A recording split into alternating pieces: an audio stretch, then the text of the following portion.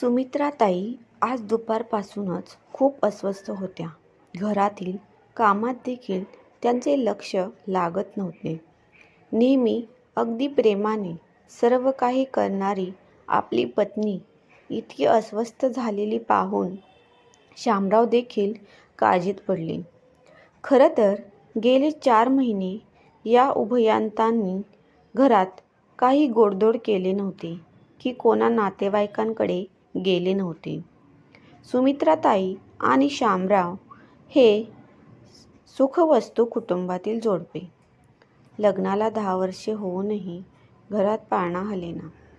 अपत्यप्राप्तीसाठी नातेवाईकांनी थोरा मोठ्यांनी सांगितलेल्या प्रत्येक गोष्टींची त्यांनी मनोभावे पूर्तता केली. शेवटी वर्तमानपत्रातील एक जाहिरातीने त्यांचे लक्ष वेधले.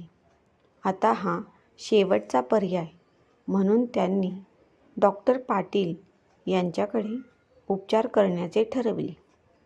आणि आश्चर्य म्हणजे अगदी पहिल्याच महिन्यात त्यांना गोड बातमी मिळाली. त्यांच्या आनंदाला पारावर राहिला नाही.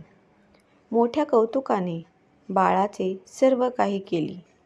स्वराध्य हा त्यांचा एकुलता एक मुलगा त्यांचे सर्वस्व होते. दोघांच्याही प्रेमात आणि संस्कारात स्वराध्या वाढला होता.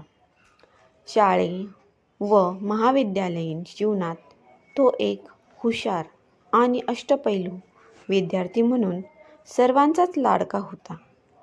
पुढे स्वराध्यने महाराष्ट्र लोकसेवा आयोगाची परीक्षा दिली आणि पहिल्याच प्रयत्नात तो गट अ अधिकारी झाला.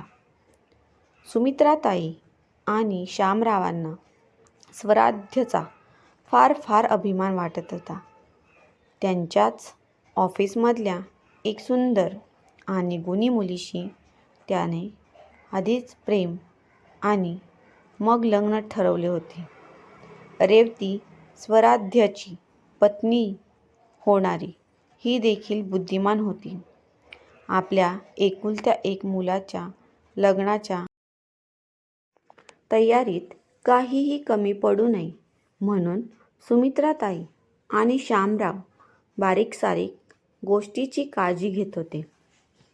सगळे काही सुरळीत चालू होते आणि अचानक एके दिवशी एका वाईट बातमीने सगळ्या आनंदावर विरजण घातले.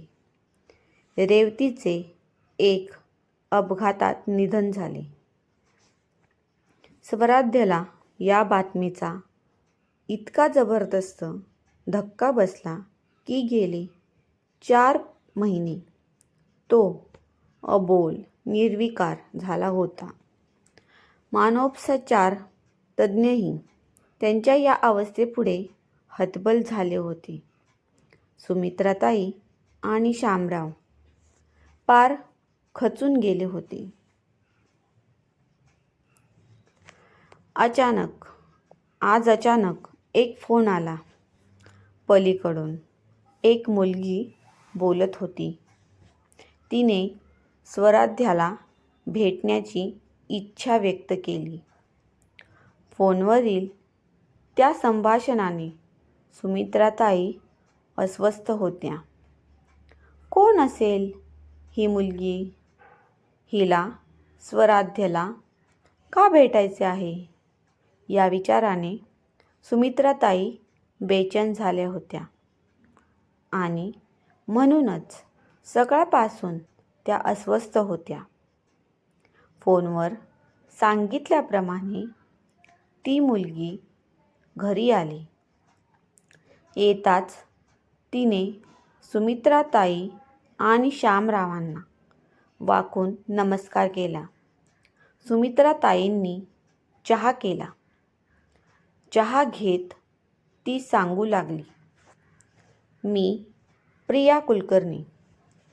गेली 2 वर्षे हृदयविकाराने आजारी होते.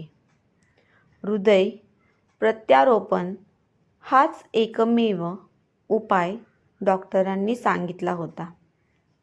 हृदयदाता न मिळाल्याने माझी जगण्याची उमेदच संपली होती. पण 4 महिन्यापूर्वी आमच्या डॉक्टरांचा मला फोन आला.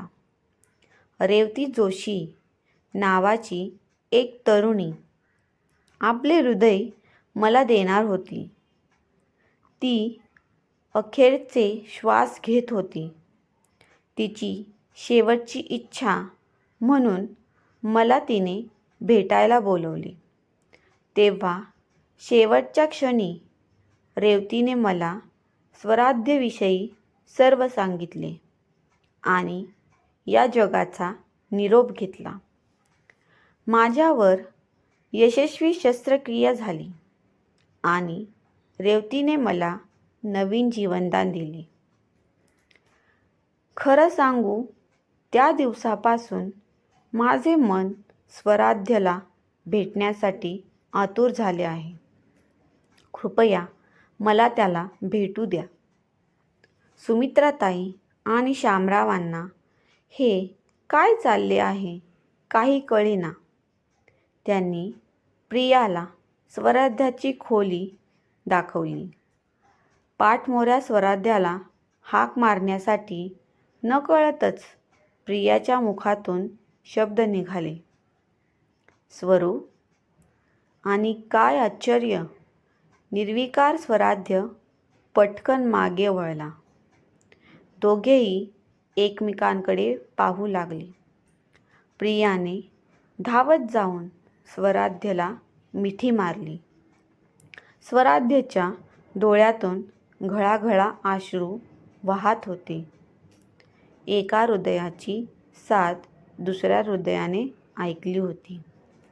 मित्रांनो, तुम्हाला ही कथा आवडली असेल तर चॅनलला लाईक आणि सबस्क्राईब नक्की करा. धन्यवाद.